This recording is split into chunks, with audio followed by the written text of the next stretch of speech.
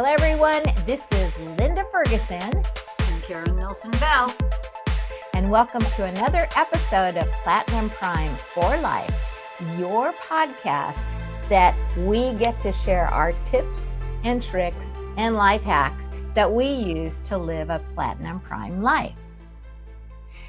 Okay, so Karen, I just got back from a 2-week trip to a variety of places, and we managed to slip a podcast in there, which was really good. Yeah. But when I walked in the door and I had a phone call from my business partner, things went south pretty fast. And I was sort of slapped upside the face with some things that were unexpected. So guess what the title for this week's podcast addresses? I love this title, Linda. It's a great title because it's just, I don't know anybody who hasn't ever had this topic present in their life. It's perfect. It is. The title is From Panic to Pivot, Reclaiming Control When Life Blindsides You. So, in chatting with, in chatting with Karen, it's kind of like you think you have things under control. You're really revved up and ready to hit it. And then something so unexpected and so life-altering kind of enters your life. In my case, it wasn't so life-altering, but it really was a big decision point, almost like getting a divorce kind of a decision point that came up that just knocked me back on my heels where I had to consider things. Have you ever had that happen with you, Karen? Not once. And More when I than say once? not once, I mean twice or more. Yes, absolutely. I've had big, huge, major ones. And what brought this topic on was a strange occurrence that happened on Monday for me. And this is what brought this, your experience that you had on Tuesday, my experience on Monday, brought this topic to our minds. And that's kind of how we roll. What are we going to talk about? Well, whatever interests us. Well, what interested me was what happened on Monday, and what interests you is what happened on Tuesday. So on Monday, I was so happy just going along. I perform with my friend Sylvie. We perform at senior homes, and we load in all of our equipment. So we set up, we do everything. It's like pretty amazing. She doesn't want me to call us little old ladies, but I'm little and I'm old. She's little and she's not old. So I can't call us little old ladies. But here we are moving all this crap. So I thought it would be really fun to film it and then put the video all together and then speed it up like a Keystone Cop movie, because you would see what these two gals were very competent. We have everything all figured out. So I have my friend Jeannie and Sylvie and I, and we're filming. Finally, we finished the day. It was a good day. We finished the day. We're putting the instruments back in the car, and Jeannie's filming, and I did not notice that where I parked, there was where we put instruments into the tail end of the SUV. And I didn't notice that there was a slight downward slant. In other words, there was, under the portico to the entrance to the facility, it was a plateau with a slight dip on either side. Does that make it clear? Like, okay, so at this end, this is the end where the car was parked right there, and I didn't really pay much attention to the fact that there was a slant. So when I backed, I finished putting a speaker in, and I backed up, and when I backed up, the difference in not being on flat land thrust me backward, and I took a pretty wild spill. I mean, it scared my friends so much. It didn't scare me as much as it scared them. I don't know why it didn't scare me, but it knocked me for a loop, and I didn't hit my head, thank goodness. And I didn't break anything, thank goodness, which is a testimony to the strength and health that I'm in, I think, right now. But I hit my butt bone. my, I don't know what to call it. What do you? It's not my coccyx. It's not my tailbone, but somewhere over inside my buttocks. So I'm just going to call it my butt bone. So I kind of bruised my butt bone, and they took a picture. They took a video. She had a video of it. So I'm watching this video and I'm thinking, panic. But what saved me from breaking everything and cracking my head open was that I pivoted. I Mm. actually did. I knew I was falling, so I did something.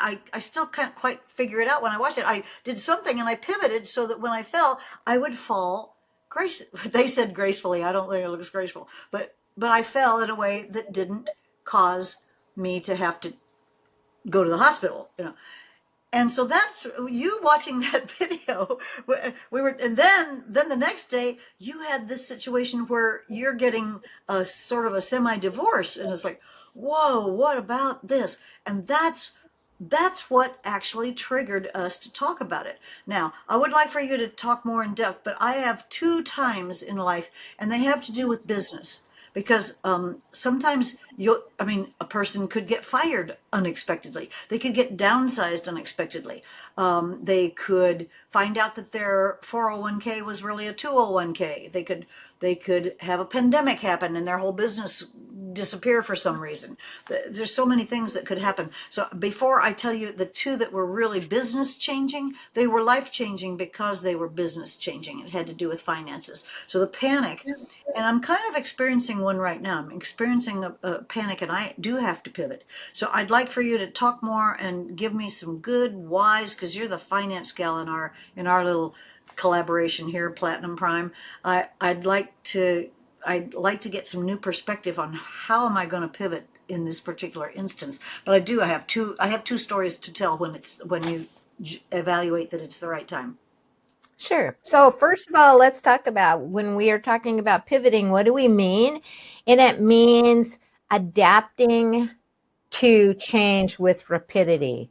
So you're facing one direction, think you know what the road looks like ahead of you, and suddenly you get smacked and you need to choose what to do next and do it with purpose and with clarity and with grace. And in your case, I did see that video, by the way, and I'm going to say you almost look ninja like to me. you know, when a ninja gets smacked and he goes down, but he doesn't really go down, he does like a tuck and roll. Yeah. That's kind of, yeah, you're right. I look like a dancer going down or something. Like, I don't know. So when the You might be necessity of showing pivoting comes up, you what can insert happens is you get like a swift emotional reaction. And that's actually what makes the word pivot, uh, it's gravitational, right? You suddenly, your attention, which is whatever it was on, gets like completely focused because you have been slapped upside the face. Your emotions really kick in. So it could be a near accident, you're heading for an accident and you go like, ooh, we're going to do some pivot. Let's go. And it can be someone, in my case, when my ex-husband and I decided on a divorce, that was a pivot that I wasn't anticipating and that it happened. And as it happened, things turned out better, which that was, once you recover from this emotion, unexpected emotion, the decision has to kick in next. Anyway, and then just coming back off of travel and finding something that wasn't expected and was an immediate emergency that wasn't a pleasant thing to look at, and going, okay, I need to make some decisions here. So I'm going to say it's not so much a divorce at this particular time, but it was so unexpected that I could see the direction things were going in was not the direction I wanted to go in. And that was where my pivot came from. So it's something happens, it's totally unexpected. You need to react quickly, and there's some emotion attached with it. And it could be like a great opportunity. It doesn't have to be a bad thing, but more frequently it is bad than good. And you make a decision on the spot, and the decision starts carrying you in a direction that is away from where you were headed. That is a pivot. A pivot, a pivot. So When you tell us talk, about yours. you talked about the divorce, and I thought for many women, if their husband died, they might experience a divorce. But also, when your husband dies, if it's unexpected, he has a sudden heart Mm. attack or he's in a car accident. Because I have several friends who've lost their husbands in terrible, unexpected ways. Yeah, Yeah. at a young age, and you do have to. You can't not pivot. You have to figure out, how do I live life on these new terms, and it's mandatory. You don't really. I mean, I guess you could go lay down in the floor of your closet and just curl up in a ball, but that doesn't seem like a really good option. No. You can choose to survive, Yeah, and you can choose to survive better. yeah. I Yesterday was the 21st anniversary of my husband's transition to wherever he is now, and so I like to think of him as being 21 years old. And so I did have to, that I thought about it. I said I had two stories, but definitely losing Duncan. Although we had 30 days when we knew, from the time we found out he had cancer to the time he passed, was 30 days, but that's still quite. I think that what you said, sudden. Maybe the pivot isn't. Maybe it doesn't necessarily have to be sudden, as in instantaneous, but it could be 30 days. Yeah, I had to figure out, how am I going to live life without Duncan, because he was not only my hero, he was also my business partner. So that Mhm. it demanded, and yes, we chose. Well, you and I and the people who watch this are choosing. We're all going to thrive. There's not somebody here watching this saying, this is just too much trouble to live better. Right. That's not our audience. Our audience is all, they wouldn't be here if they weren't trying to live better, so they're going to try to pivot. Everybody here is motivated to pivot. Yeah, I'm going to have to pivot. Succumb is not part of our vocabulary. Right. Exactly right.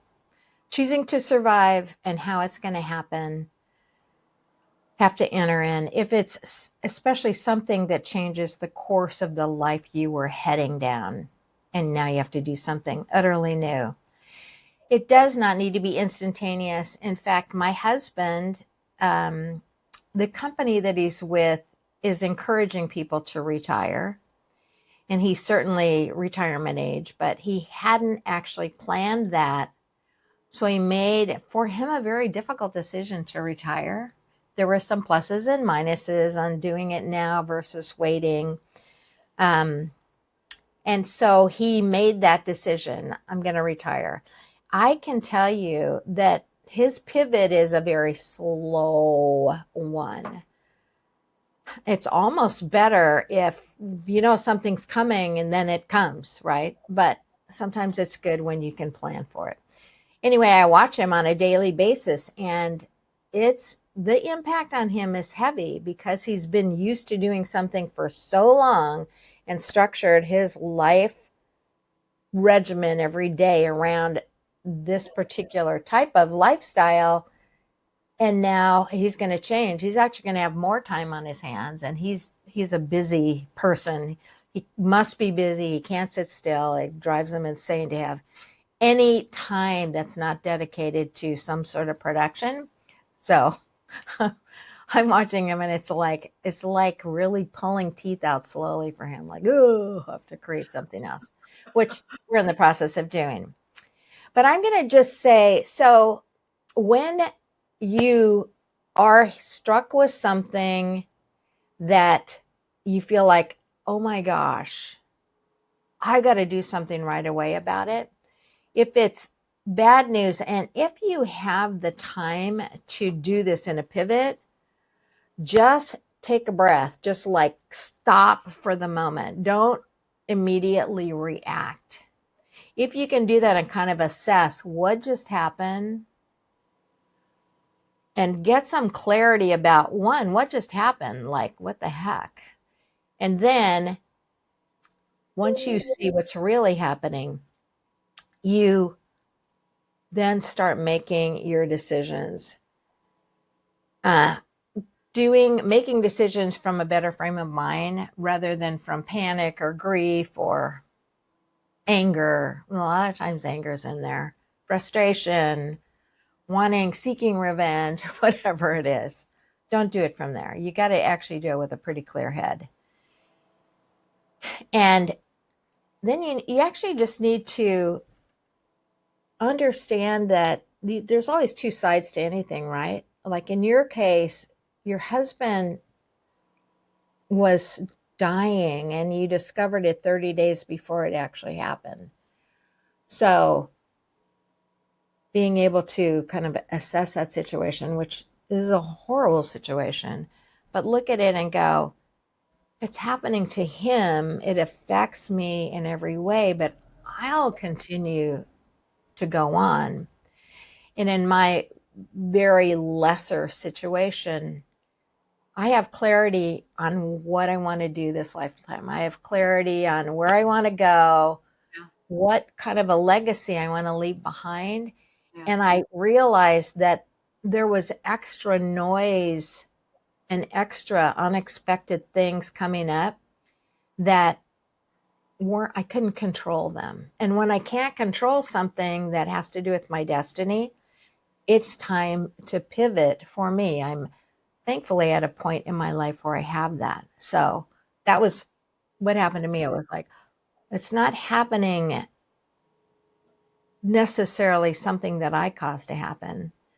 I mean, I have to take responsibility for anything that happens in my life. So that's that. But what do I need to do to fix my path so that it's the path that I was intending to go down? So that was that. And then after I made that decision, what I did was immediately started to do something. And I can tell you that the efficiently immediately starting to do something to kind of work my way out of the pause moment was very, very good. Like, okay, now I have another direction I'm going in. And I started doing that. And I can tell you by the end of the day, so many good things were happening. It was good. Wow.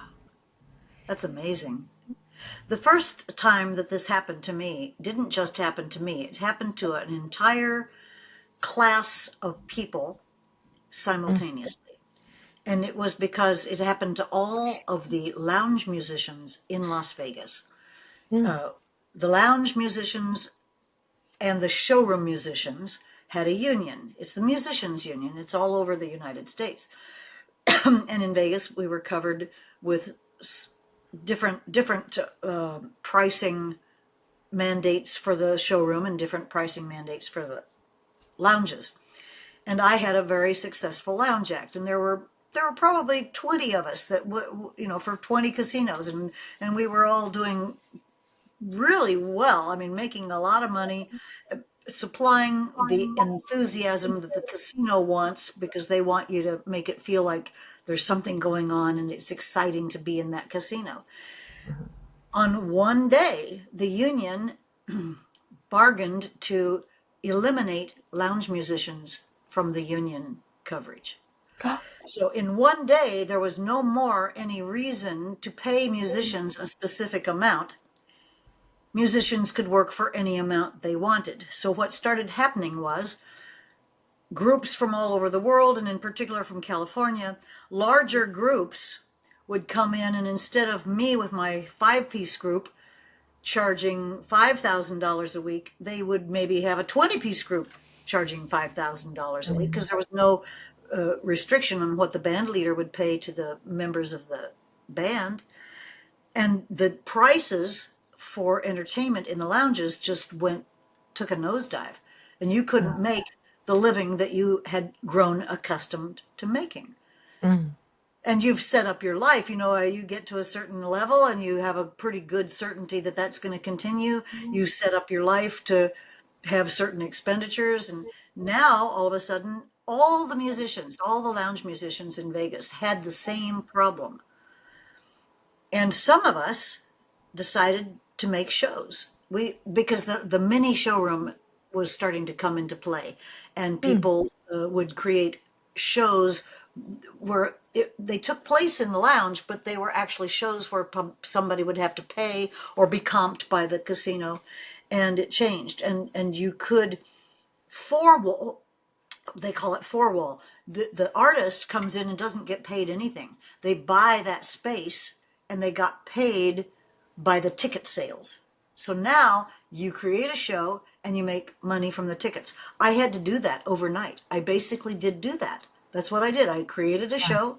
I became a show director for another show, and then I figured out how to do it, and had to reclaim my musical career in Las Vegas. Fortunately, I was able to.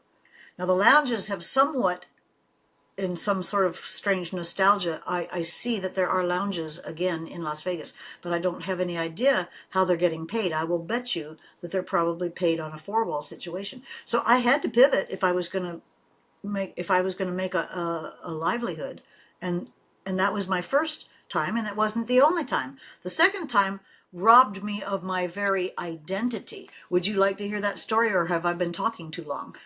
No. Great stories. Tell us a second Well, time. the next story was I created a show out of thin air. I was hired to create a country show. The producer said, "Can you make a country show?" And I crossed my fingers and put them behind my back and said, "You bet I can." I didn't know anything about country music. And so I studied country music and acquainted myself with it. I fell in love with it.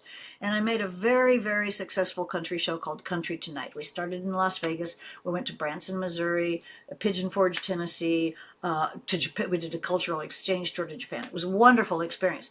And we won many awards, including Best Show of the Year. Many times we won that award in all three venues. So it was part of my identity that I was now. It's funny. That's funny because I started producing shows from that first pivot thing.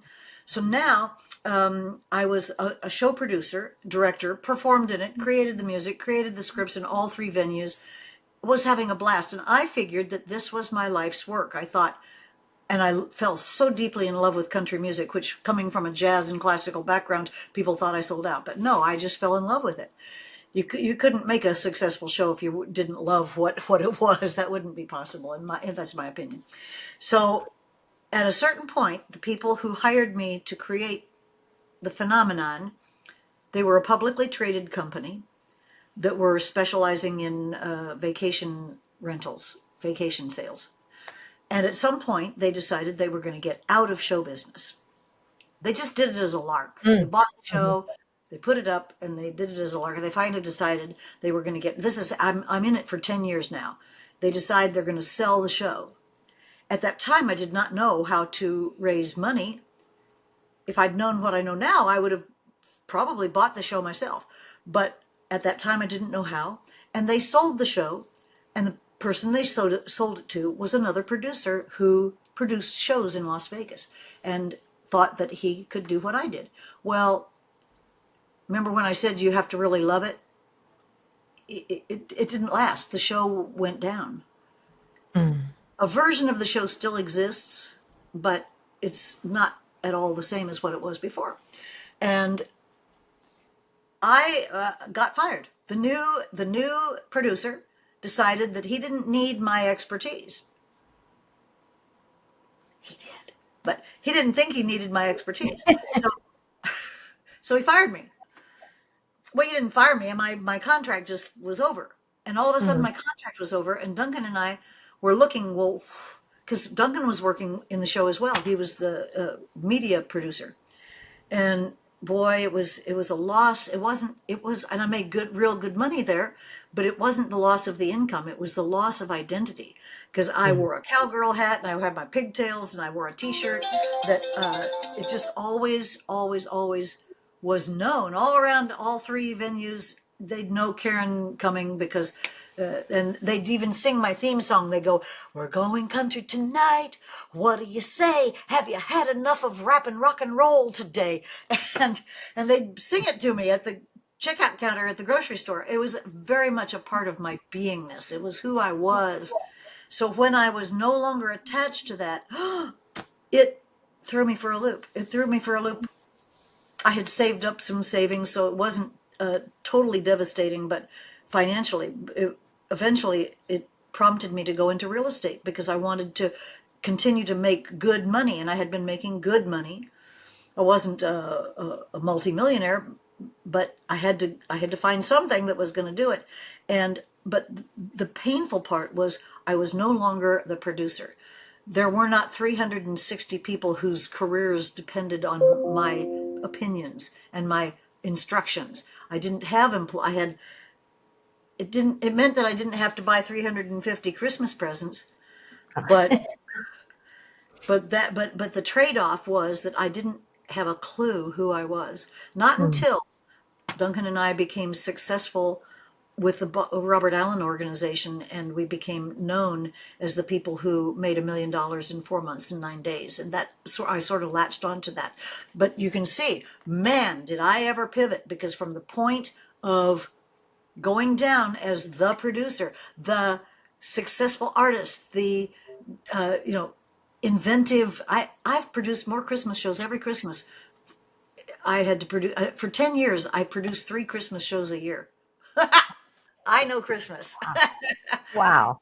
Anyway, that change of who I was really important. I think that happens when people retire.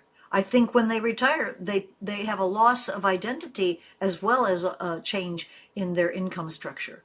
Now, those are the three: the musicians union changing their scale, the owners of the show deciding to get out of the business, and Duncan passing. Those are the three that really I really had to pivot. And I will say that fortunately I was able to pivot well. Now I've got another pivot coming, and I hope that I hope I pivot as well with that one as well. You don't know. You don't know for sure, do you? My Or money is on you. thank you. You know what? So the common thread here though is with each pivot, they weren't really setbacks per se. Well, losing Duncan had its own situation, but they're just redirections. So you need to pivot, you pivot, and you make your life what you're going to make your life. It's a new direction you're going in. Now do all the things that you know what to do to be successful. So when things go wrong in your life, it's your invitation to grow. And pivoting certainly has that attached invitation to go with Say it. that again, Linda. That's a beautiful quote. I'm gonna post that as a quote. Say it Okay. again. When things go wrong in your life, that's an invitation for you to grow. That's going to be a famous quote per Linda Ferguson. When Hey. things go, because that has implications broad. We're not talking money. We're not talking retirement. We're not talking divorces. That is a far-reaching, fantastic quote. When things go wrong in your life, say it again. When things go wrong in your life, that's an invitation for you to grow. Okay, you need to promise me you're going to put that in print somewhere when we're posting this podcast. You have to put that, because that is the essence. That's the essence. You will find it in social media for sure, along with our invitation to you, our listeners, to download the Power Pivot Guide. So it actually is a guide that you can use to pivot powerfully with purpose and gracefully out of a perceived setback and turn it into that opportunity to grow. I have. Power. I want that. I want that guide. Oh, okay. You can have You it made too. the guide, right? She made the guide. She makes our stuff, and she made this guide. I want I that did. guide I did. because I have a potential setback, and I want to do the exercises. Yeah. I Okay, definitely, and good. I want to do it with my friends who have. I want to know how to do that. Yeah. Cool. I think it's a good one. It is a good one. It's a really good one. So, when life throws you a curveball, Karen, what should our listeners do? Not just, Pivot. Pivot. Don't duck. I'm You trying should to see if pivot. my chair won't pivot all the way. We're gonna pivot. We are going to actually have that video coming right up right after we end off this episode, which happens to be coming right up. So, thank you once again, everyone, for joining us this week. Don't forget to download the powerful pivot guide, How to Pivot When Life Throws You a Curveball. And you can do that by looking at the link in the captions below, our show notes below. And Karen, set up the video everyone's about to see, the ninja-like moves that you made. You're going to show the video. I edited it Right into after slow-mo this. because I wanted to watch it and see what I wanted to know what my friends were talking about when they told me I went down gracefully. They said you kind of went down in slow-mo. It was not slow-mo, but I edited the video so you could see it in slow-mo. So you'll see, yeah, you'll see me pivot. And the very good thing, and Karen's not going to bring it up, I'll bring it up quickly because you can always reach out to her for this. She has some health devices, health remedies that she uses, and one of them is a spray that she sprayed on, which could have been a really horrible bruise. In fact, the older you get, typically the worse bruising can get. And she said by the end of the evening, there was really nothing there but some slight tenderness when she touched the area that she knew she damaged. So reach out to Karen. You can just say the word spray when you do that, and she will get back to you with what she uses to create those physical miracles for her that continue, which is a really good thing. All right. And with that, everyone have a great Platinum Prime week. We will see you again in 1 week. Bye. Bye.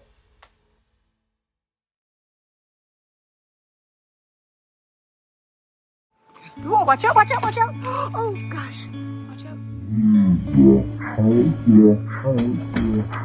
out.